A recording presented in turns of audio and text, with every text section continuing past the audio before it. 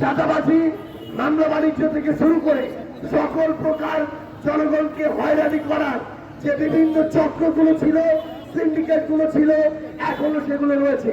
তাই আমরা বিশ্বাস করি 24-এর অভ্যুত্থানে আমাদের যে শহীদ ভাইরা, যে আহত যোদ্ধারা লড়াই করেছে, তাদের ওই আকাঙ্ক্ষা বাস্তবায়ন করার পূর্ব পর্যন্ত আমাদের এই লড়াই চালিয়ে যেতে হবে।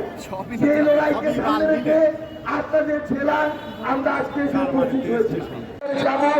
এনসিপি আপনাদের দ্বারে গিয়ে আপনাদের কথা শুনবে, আপনাদের কথা অনুযায়ী আগামীর বাংলাদেশে এনসিপির ইশতেহার নির্ধারণ করবে এবং আপনাদের কথা অনুযায়ী আগামীর বাংলাদেশের রোডম্যাপ তৈরি হবে।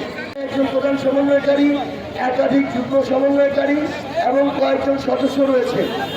আমরা দেশ গড়তে জুলাই পদযাত্রায় এই জুলাই মাসে বাংলাদেশের আবারও চুয়াডাঙ্গা সহ বাংলাদেশের প্রত্যেকটি জায়গায় এই মাদক, চোরাকারবারি, চাঁদাবাজি, মামলা বাণিজ্য থেকে শুরু করে সকল